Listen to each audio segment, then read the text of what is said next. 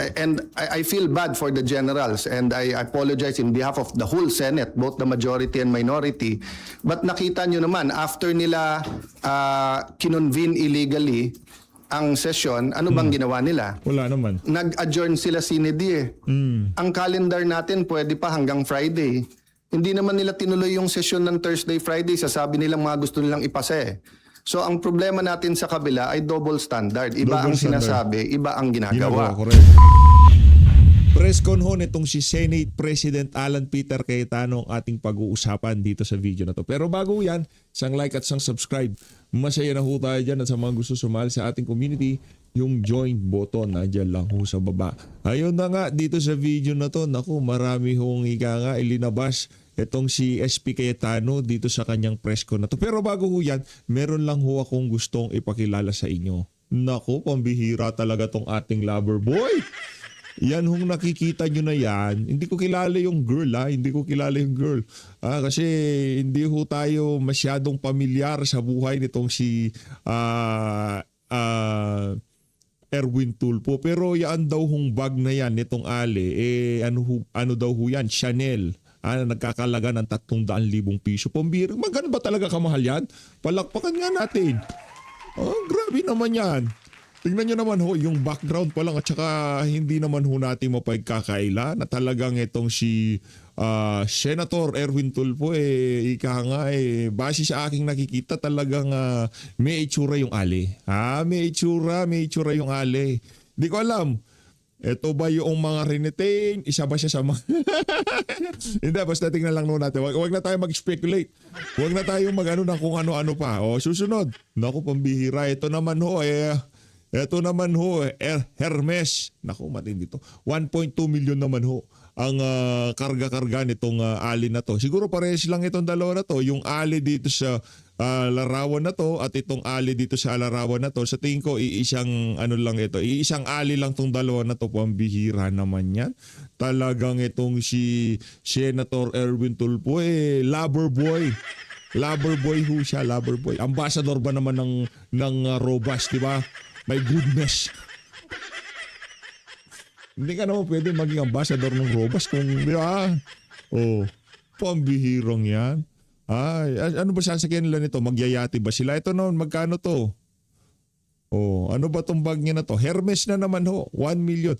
Grabe, sa bag lang nung sa bag lang nung kasama mong babae, Senator Erwin Tulfo, baka pagka bininta na natin yan, mabayaran na natin ang utang na sambayanan. Para kailangan hata nating iprotesta to. Grabe naman yung bag na yan. Hermes, 1 million. Ibang klase naman pala talaga tong si Senator Erwin Tulfo. Ito naman, Lady Dior. Dior naman itong isa na to. 600 million. Ano ba to? Kamukha ba ng babae yan dun sa mga dalawang naunang picture natin? Ito, at saka ito, parehas na babae lang ba ito? Kasi sa sobrang daming kontrobersya ngayon itong senador na to, tayong nalilito na. Pero ang isa sa sigurado dito, talaga itong si Senator Erwin Tulfo, ano siya, dapat pangalan nito Erwin Tulfo, lover boy. Ano ho talaga siya? Mapagmahal ho itong si Senator Erwin Tulfo. Ilagay ko lang dito to para hindi na natin seguin mamaya para at least makita ng ating mga kababayan kung gaano kagara itong ang chika babes, gibong class. Chick boy pala tong si Senator Erwin Tulfo. Dito na lang si Erwin ha. Lagay ko dito yung dito kayong dalawa ng kasama mo dyan sa tabi ng Blue Ribbon. Pampihira naman. Kumbaga sila, mukha naman silang masaya. Happy couple, di ba? Happy couple ho ba sila? I-comment nyo ho sa baba. Kayo ba naman na magkaroon ng Chanel?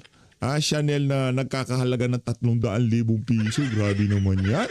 Dito tayo kay SP Cayetano. Game. Iko-connect ka na.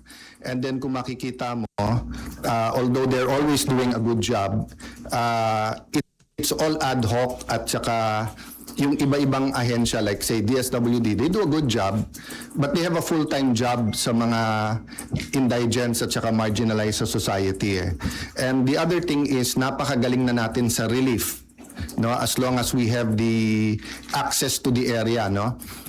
Pero mahina tayo sa rehabilitation.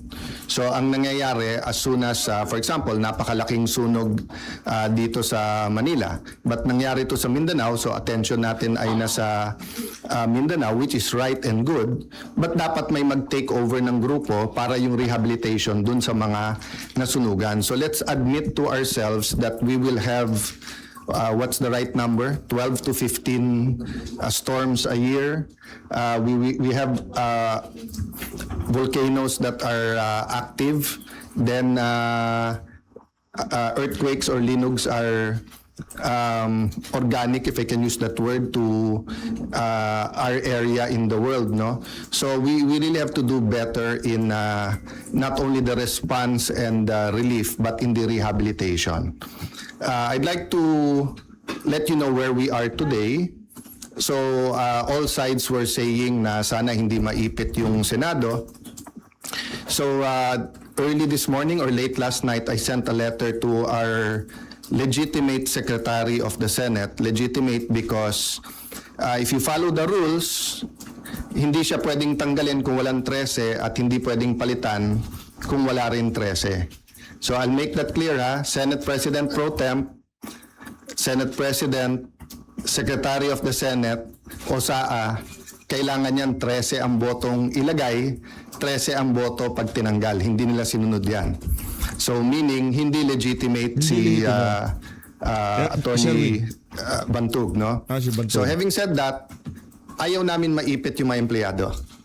So I sent him a letter to talk with Attorney Bantug and nag-offer kami kung gusto ni Senator Win, pareho na lang kami pipirma kahit walang designation. So I think the letter was delivered mga 8 a.m., a little bit past 8. Ang sagot nila noong 12 o'clock is that hindi na siya secretary at mag-turn over na lang. So I really want to avoid sa dami ng problema ng ating bansa that we have to write land bank, maipit yung sweldo ng mga empleyado and everything. And I'll never bend the law, nor will I bend the Constitution, but I will bend backward for our employees para hindi sila maipit sa gulo for as long as it doesn't bend the law. Diba? So kung internal rules or regulation that is not attached to law or it is not morally wrong, that's why I thought of my staff thought of the idea na pag pareho nakapirma para eventually pag nagkaroon ng decision, walang legal infirmity. And it will also prevent yung mag-filean yung dalawang kampo ng usurpation.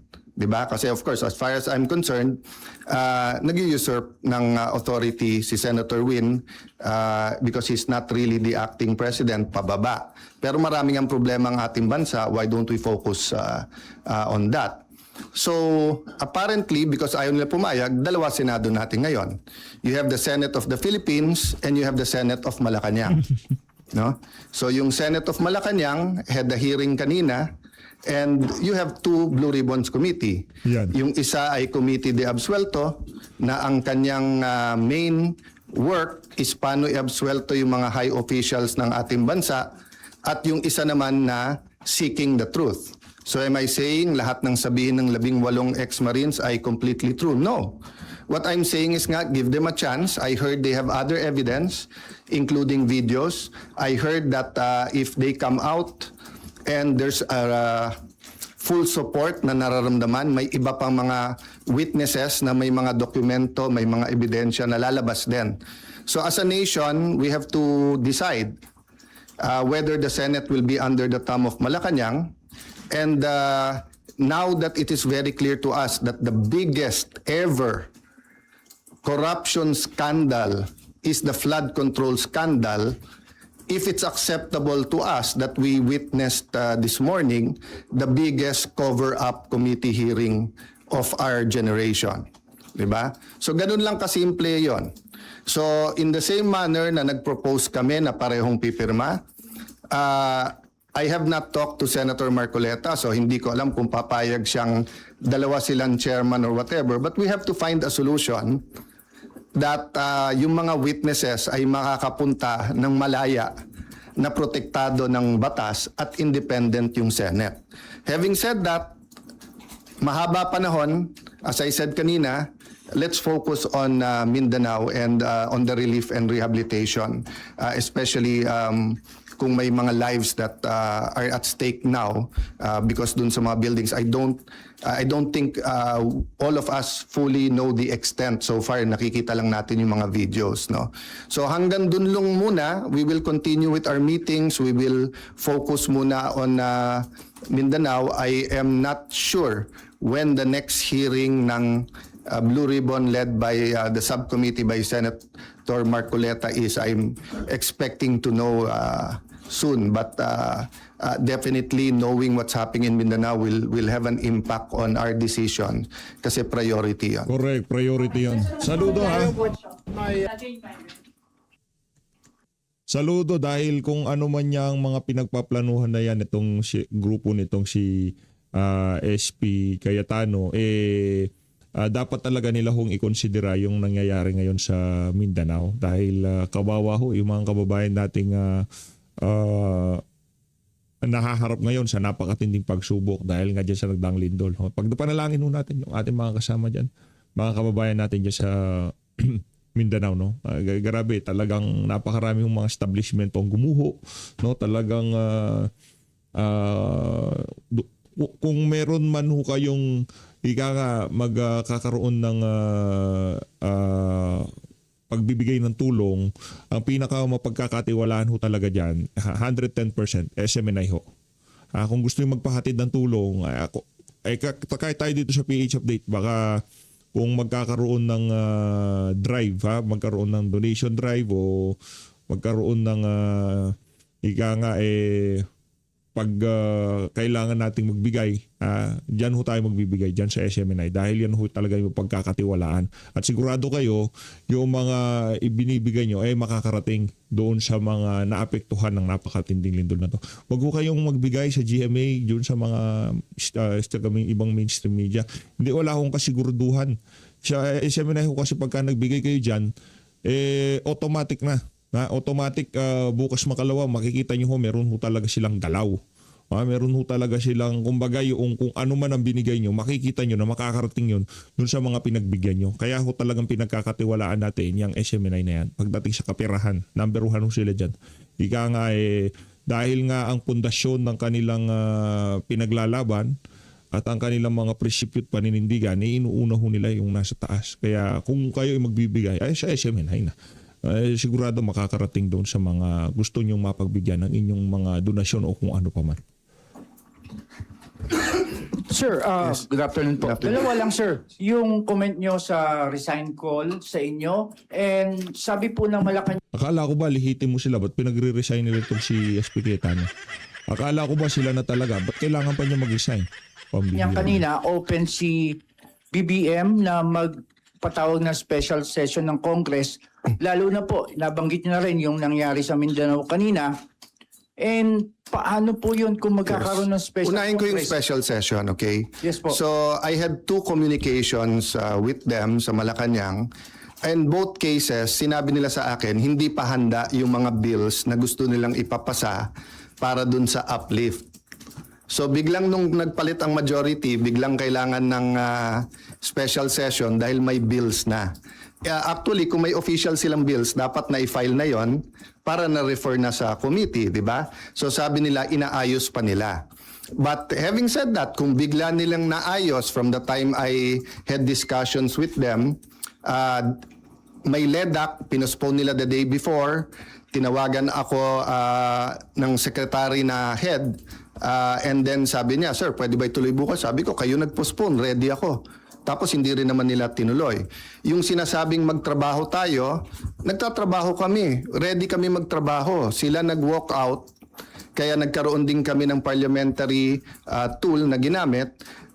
Sinasabi ni Senator Lacson paulit-ulit, and I feel bad for the generals and I apologize in behalf of the whole Senate, both the majority and minority. But nakita nyo naman, after nila kinonvene illegally ang session, ano bang ginawa nila? Wala naman. Nag-adjourn sila sinedi eh. Ang calendar natin pwede pa hanggang Friday. Hindi naman nila tinuloy yung sesyon ng Thursday, Friday. Sasabi nilang mga gusto nilang ipasa eh. So ang problema natin sa kabila ay double standard. Iba Double ang standard. sinasabi, iba ang ginagawa. Correct. So doon naman sa nananawagan na mag-resign, as I said, pag-usapan na lang natin in a few days after yung focus tayo sa Mindanao, but especially yung mga former presidents, yung mga nagkampi-kampi na mga Marcos na rin,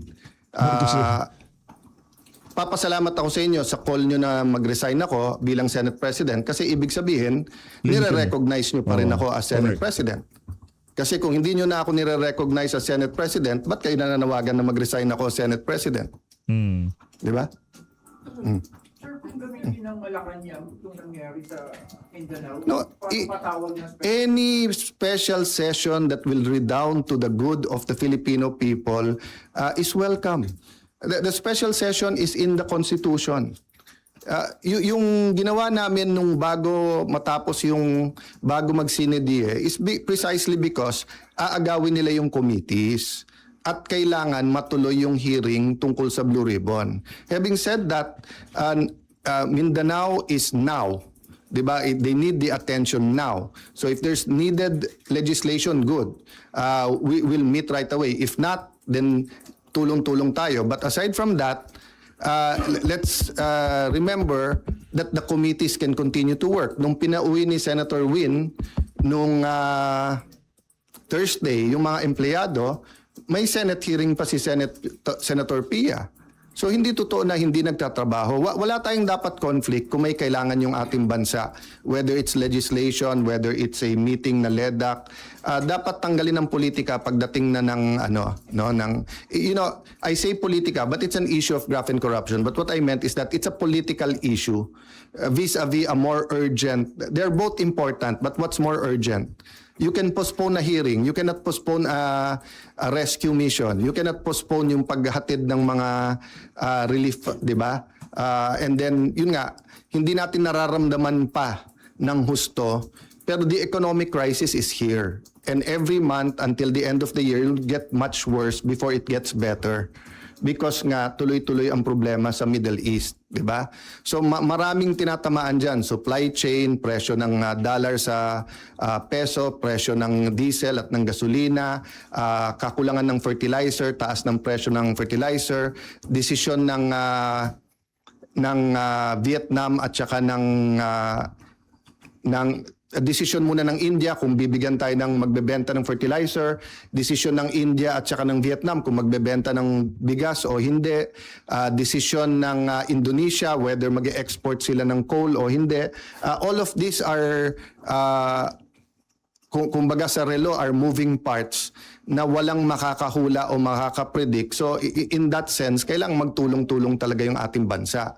Kaya naman nandun pa rin on the plate yung graft and corruption kasi kahit anong plano natin sa economic crisis, kung ninanakaw pa rin yung pera, then mahirapan pa rin tayo lahat. No? Yun ho talaga eh. Babaksak at babaksak ho tayo sa nangyayaring pagnanakaw sa ating bansa. No? Sa ayaw sa gusto natin, doon ang bagsak natin. Doon sa ginagawang pagnanakaw. No? Sir, Yes. sino po ang tatayong presiding officer sa impeachment trial? At may update po ba kayo sa... As soon as they have 13, walang problema sila na. Okay, so I have to assert because may pinaglalaban tayo. Pinaglalaban ko hindi yung si Alan Cayetano ang Senate President. Ang pinaglalaban natin, ang Senado hindi pwedeng rubber stamp ng Malacanang. Hindi pwede na hindi independent yung Senate. Hindi pwedeng may hearing ka katulad kanina, yung bibig na bumubukas ay senador pero yung lumalabas na salita galing sa Malacanang. Ano pong rules sa pagpili ng presiding officer sa impeachment trials? They illegally amended the rules. They illegally had a session, 'di ba? So in due time there'll have to be something that will decide, 'di ba? But in the same manner na ina-assert ni Senator Win na he's the acting Senate President kahit na walang legal basis whatsoever, I have to assert not for myself but for the truth and for the Constitution. But it's still 1 month eh. 'Di ba? At hindi kami nakikipag-agawan sa silya doon. So for example, yung Senate Secretary, dapat siya yung ngayon nag-aayos para diyan sa pre-trial. But nagte-take over sila Attorney Bantog. So we're doing it very patiently because nga we don't want the whole Senate to be affected, no. Paano po yun? Kanina si House Secretary General Sheloy Garafil, nagpasa siya ng manifestation ng House Prosecution Team kay Secretary Yes. Bantog pero hindi niyo po siya kinikilalang SecGen. Yes. Pero ang House Prosecution Team, si SecGen Bantog daw yung kinikilala. That's going to be a problem for at least a few days, maybe a few weeks, because we don't expect naman the Supreme Court to rule right away. But what's the best proof that Malacanang's hand is in this? First, yung pananakot nila sa mga miyembro namin na lumipat, yung offer na wala ng kaso pag lumipat. Second, as soon as nila ginawa, naglabas sila na ang House at ang Malacanang ay dun pumapabor. Di ba? Pwede naman mag-neutral ang Malacanang eh. Pwede naman sabihin ng Malacanang, settle it among yourself. Ganon din sa House prosecution. Hindi naman nila gusto ng fair na impeachment. Gusto nila yung may pinipili na silang grupo. That's why sabi ko sa inyo, if I'm wrong, they blame me. Kung tama ako, na from 24 gagawin 22, eventually 18 ng senador, tapos sasabihin nila 12 convicted na. Will that be a fair impeachment process? What will happen to the country if that happens? Then ang kasunod naman is CONAS. No? So give me a few days, pag-usapan natin yan, but let's focus lang dun sa nangyayari. No? But just to answer your question, it will be up in the air. That will be a legal question and we are in the right side. Okay. Sir, may we be clarified, yung arrangement na inaalok niyo po kay Senator Win, na dalawa kayong pipirma, ano po ang response ni Senator Win? Sulat around 12 o'clock na sinasabi kay attorney sa ating Senate Secretary Jose Luis Montales that you are no longer secretary and that Attorney Bantog and then that basically sinasabi na sila na. Yun din ang sinabi sa USAA but hindi first-hand knowledge, sabi chain of command. But wala nga sila sa chain of command eh.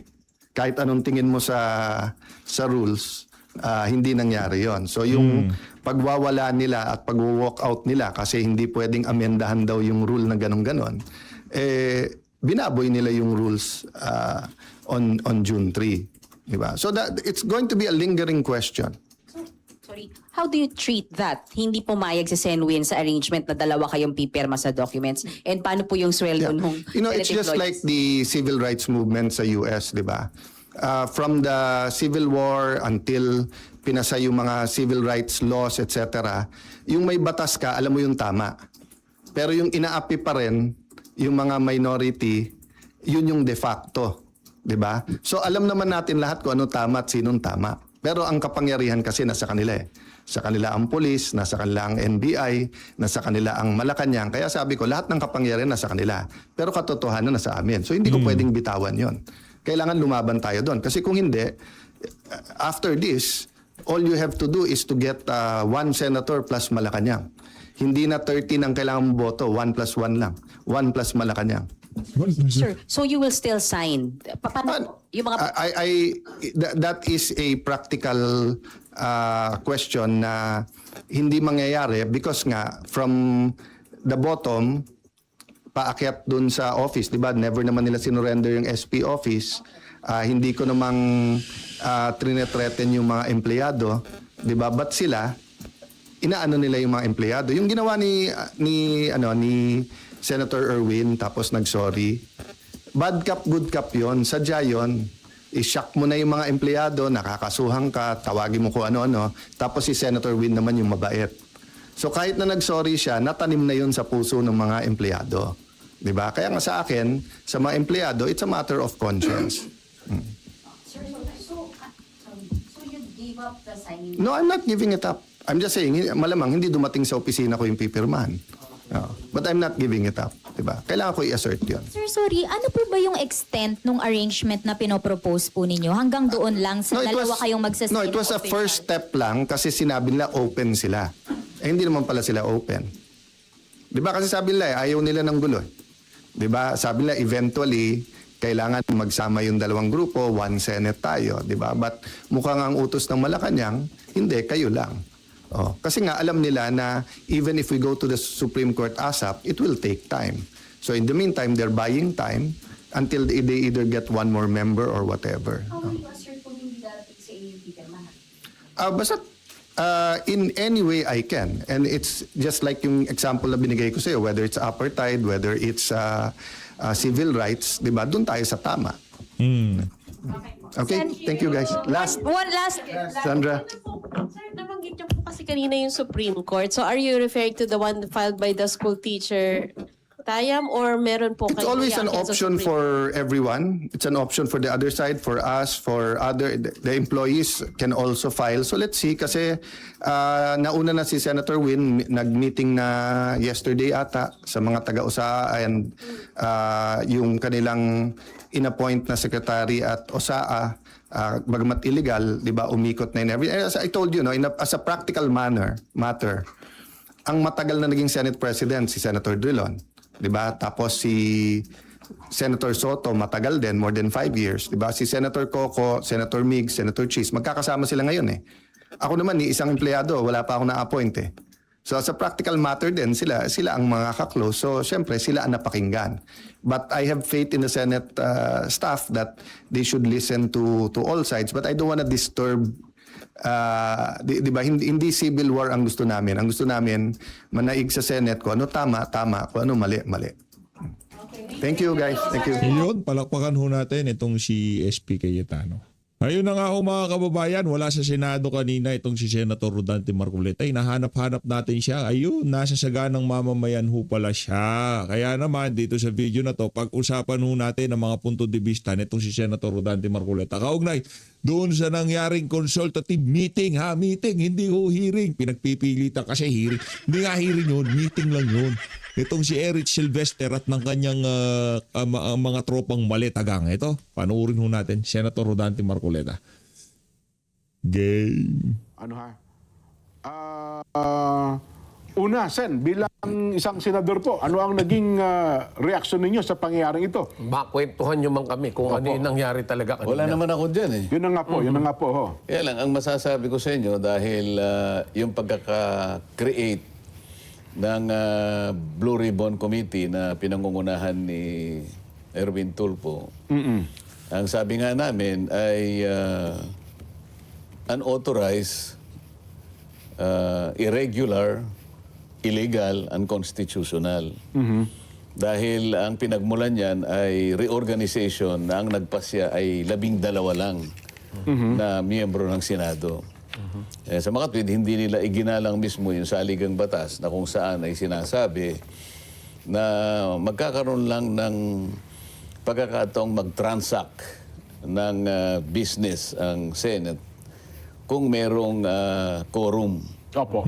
At ang basis ng quorum sa aming pagkakaalam, at ito naman ang talagang pinanindigan namin, ay 24 senators. Opo. Hindi ko mo nagtatago si Senator Bato de la Rosa o kaya naman ay nakapiit si Senator Jinggoy, ay inalisan na sila ng kanilang status bilang kasama naming mga senador ng Nananatili bansa. po silang senador. Opo. Ang napakahirap kasi nating kalagayan ngayon, Kuya Benny, napapansin mo naman, napakarami ng mga katauhan ngayon na talagang sumasausaw dito sa pinag-uusapan nating power grab. Yun nga ho ang gusto namin itanong dahil sinasabi na maraming legal minds ang nagsabing sila po ang legal. Kayo po bilang abogado, paano po natin mapaliwanag yun? Dahil sila ba talaga yung Sila ba talaga yung abogado o yung pinakamataas na otoridad na dapat natin pakinggan? Ako, Kuya Benny, Sen, 24 yung abogado na tanungan ko eh. 24 din ang sagot na. Ngayon, namumroblema ako kung paano ko lalagumin yung 24 na Dahil kasagutan na yun, Sen eh. yung ganun hong sitwasyon hindi tuloy malaman ng tao kung ano yung tama at mali talaga sa pangyayaring yan. Yun nga yung nakakalungkot, Jen, Kuya Benny, dahil Opo. sa napakaraming gustong magpaliwanag. Hindi mo naman malaman kung ano ang political motivations ng bawat isa. Pero yung karamihan sa kanila, alam natin sapagkat meron silang political colors eh. May political leaning na Oo. tawag. Halimbawa, yung palaging nababanggit dito sa programang ito, yung ex-justice ng Korte Suprema, na hanggang ngayon ay pinipilit niya na sumang-ayon doon sa proposition na yung 12 ay sapat na para mag-constitute ng quorum. Ang binabanggit kanina ni Kuya Benny, yung nabasa niya sa dyaryo. Opo. Isang malapad na dyaryo na nasa page 2. Litrato ko pa nga eh. Ang pinaka-title, ito, anunsyo ito ha, hindi siya parte ng ano eh. Hindi siya balita. Advertorial siya. Advertisement siya, isang Yes. pahinang advertisement. Na sa aking palagay, ang nag-advertise nito, sapagkat itong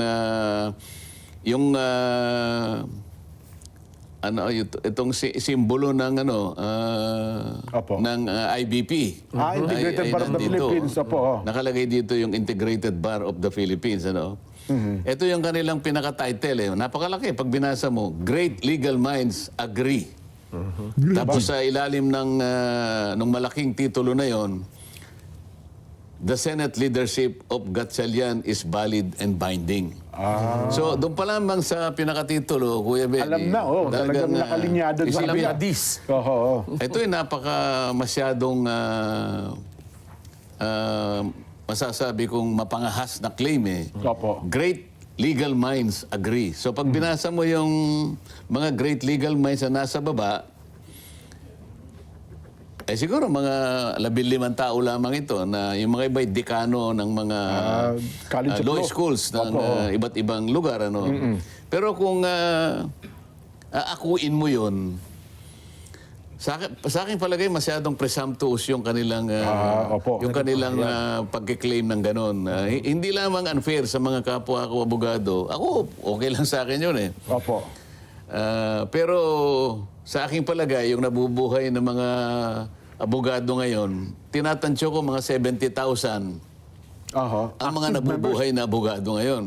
Okay, opo. So, ibig mo sabihin, sinangguni mo ba yung 70,000 na abogado ngayon para lang makagawa ka ng isang Consensus ng ng makakuha IBP, ka no? ng consensus na kakatawanin ng halimbawa ng 15 hanggang 20, sabi mo na 20 mga dekano ng mga law schools. Opo. Sila pala ang kumakatawan sa ano ba yung great sa Tagalog? Pinakadakilang Opo. legal na pangkaisipan. At silang lahat ay sumasang-ayon sa proposition na yung ginawa nung yung naganap na event nung June 3 na pinangunahan ni Senator Gatchalian ay talagang legal and binding. Ano sa palagay ninyo? Ayun nga po, Sen, actually, meron din ako nakitang mga grupo, at saka mga abogado, na ngayon ay dinidispute nila yung stand na ito ng Integrated Bar of the Philippines. Marami yan, hindi na ako magbabanggit isa-isa. Pero mga kilalang abogado rin po ito na sinasabi nilang, hindi naman sila tananong ng IBP na o kaya ng pamunuan ng IBP para lagumin ang isang sentimiento na yun nga ang pananaw ng IBP sa kabuuan ng mga abogado sa ating bansa, Sen. Tama siya kasi ako bilang kasapi ng IBP, Opo. wala namang tumawag man lang sa akin o nag-text sa akin. Sana man lang kung merong national na census o kaya survey. Opo. Kunyari, pinasasagot kami. Okay ba itong... Pinadala ko naman yung statement. Opo, ito yung stand natin. Oo, okay ka ba? Kung okay ka, yes. O kaya kung no, siguro baka sakaling merong semblance ng consensus getting. Halimbawa, ang problema, bigla na lang lumitaw noong June 4, 2026, yung isang statement na may pamagat na official statement on what constitutes a legitimate quorum for the Senate to conduct official business. Opo. Yung statement din, Kuya Benny, ay attributed sa isang entity na ito nga, IBP, official statement nakalagay, pero nanggaling sa Office of the Director for National Communications. Okay. Pero pinalalabas nila IBP official statement. Oho. Ngayon, kinakailangang malaman ng ating mga kababayan na meron pong regulasyon ng rules of court natin Oho. na kung saan yung legal operations ng IBP ay nakasalig din sa rules of court na pinromulgate ng ating Korte Suprema. Meron pala Ibig yan, sabihin, no? lahat ng gagawin, lahat ng tuntunin, Opo. nakasalig dun sa Rule 139-A. Okay. Ito kasi yung tuntunin na kumakatawan sa IBP. Opo. Isa yon. At po pwede rin gamitin yung kanyang, yung bylaws ng IBP Opo. na may petsang 1974. Okay. Oho. Itong IBP bylaws, tinangka itong i-revise sa dalawang bagay. Oho. Una, yung kung paano i-amend nila yung election method at saka yung election matters. Ano? Basta po sa election lang. Sa pamunuan po ng IBP Sa pamunuan ito? ng IBP. Okay. Oho. At yung isa naman ay yung mga members ng IBP na maaaring sumama sa government service. Oho. At kung paano yung eligibility nila for election. Yun lang ang proposed amendments. Okay. Ngunit hindi pa pinagtibay ng Korte Suprema, nakabinbin.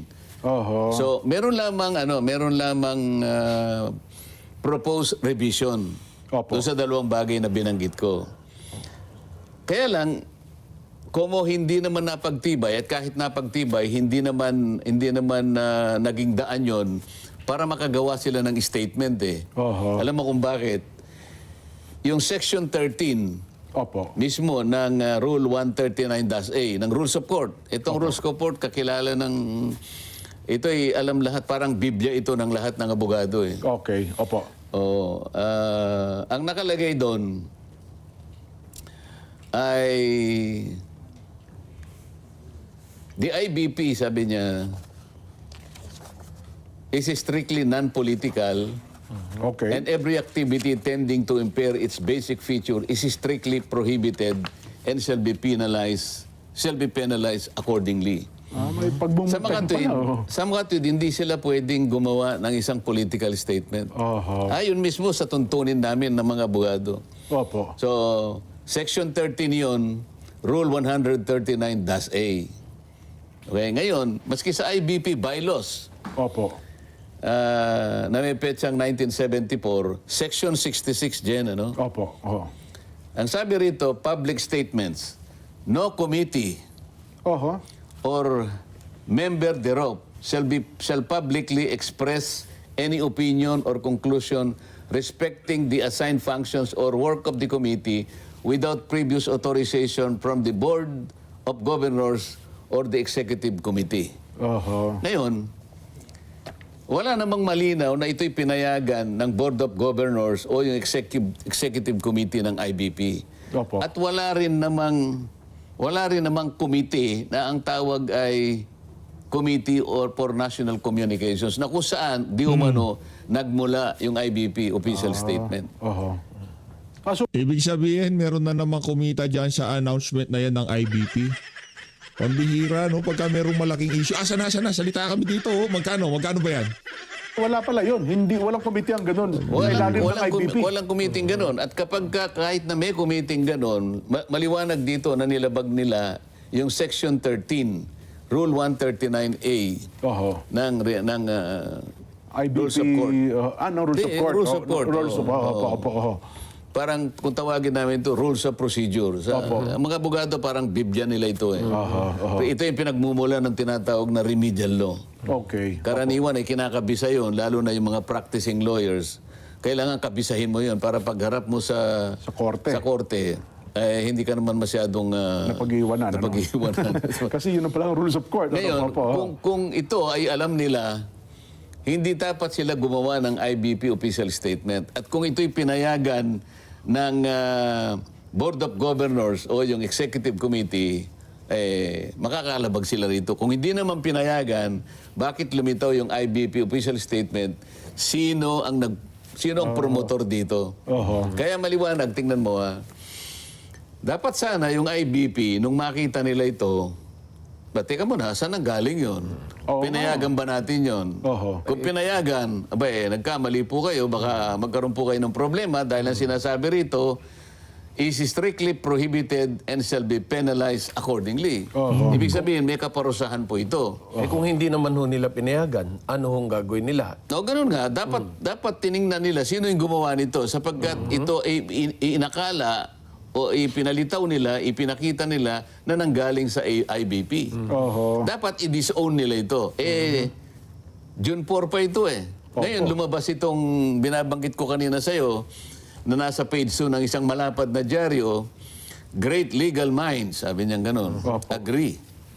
At malamang may nagbayad pa niyan kasi kung IBP na naman ang nakalagay roon Hindi, advertorial Natural, may bayad, bayad yan. talaga Hindi po yan. Sapagkat, one page yun Opo, full page Ngayon, ito kaya ay papayagan ng karaniwang katulad kong miyembro ng IBP na alam ko naman na hindi sila pwedeng gumawa ng political statement pagkatapos ginastos pa yung pera ng IBP para sa ganon ay isang pahinang ng dyaryo, ng ang malapad, babayaran. Kung di ako nagkakamali, hindi bababa sa 150,000 ng isang... mahal din Tama pala po, yan, mahal yan. baka, Lalo na broadsheet. baka mura pa yun broadsheet ito Ganun pala. Isang buong pahina ginamit nila at pati ang IBP, yung Logo. emblem na nga, yung logo ng IBP nandoon. Ibig sabihin, meron silang pagsang-ayon dito sa ginawa nilang advertisement na ito.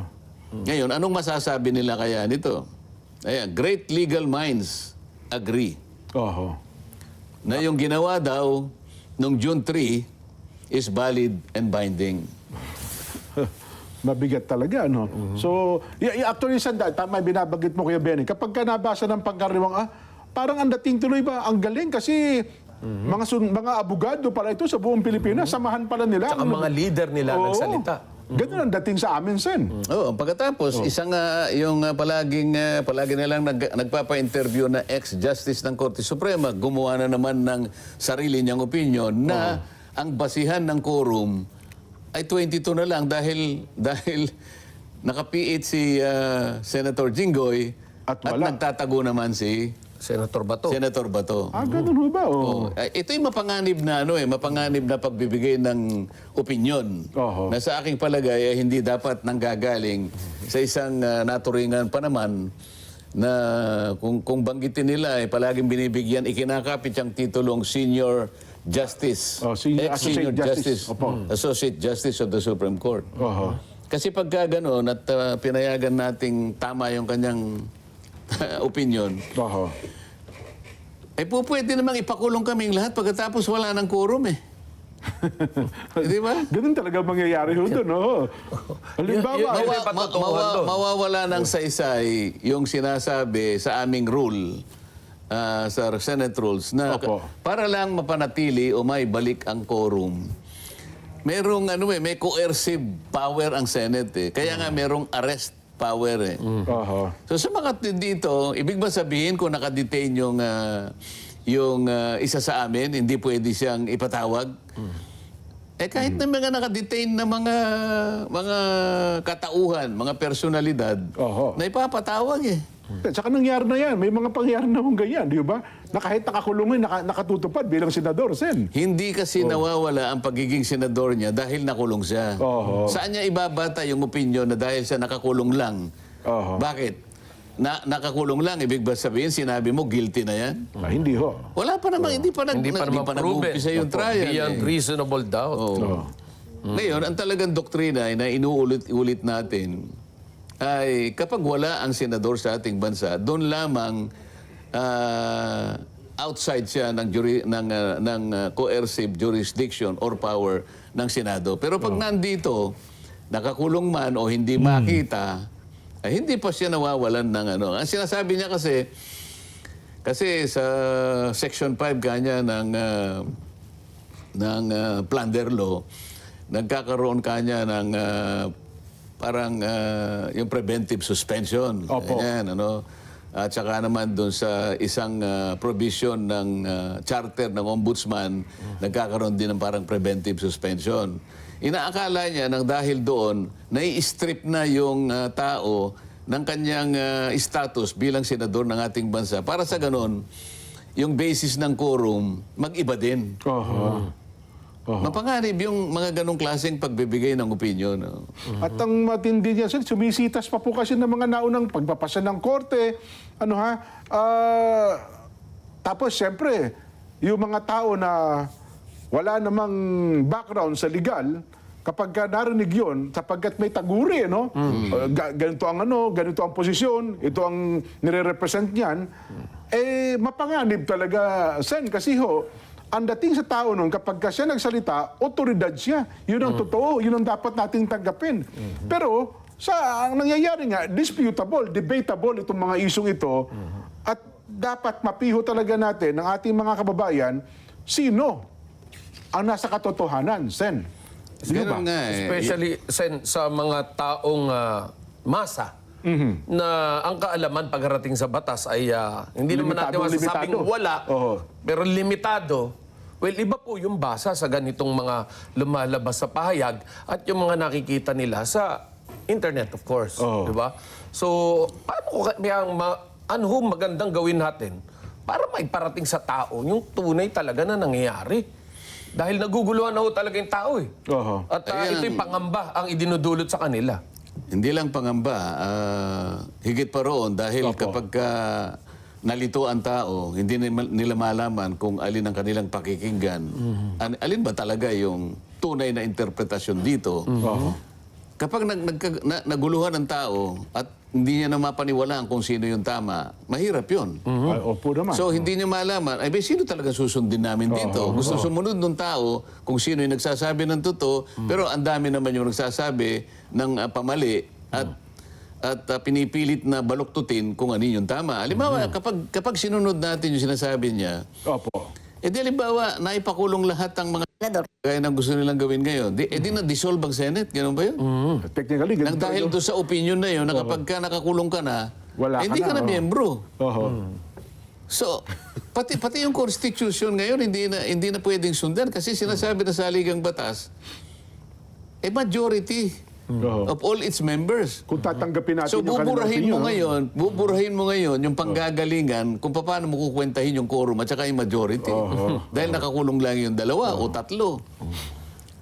Well, tama kayo dyan, Sen. At ngayon, kapag binalikan natin yung nangyayari ngayon sa Senado, nagpatawag kayo ng pagdinig noong nakaraan. Nagpatawag din ngayon.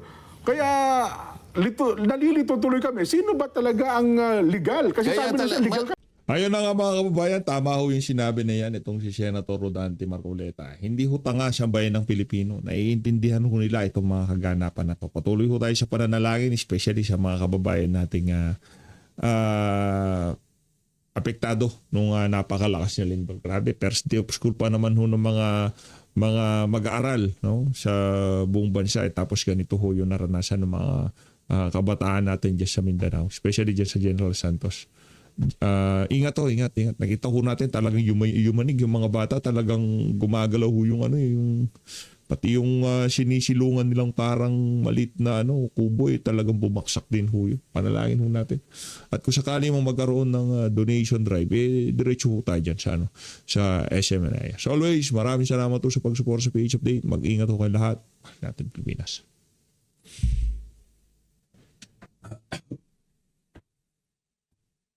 Iting matindi. Nawa nila kanina ng tao ngayon. Una lang dyan. Legal kami. Magkakaroon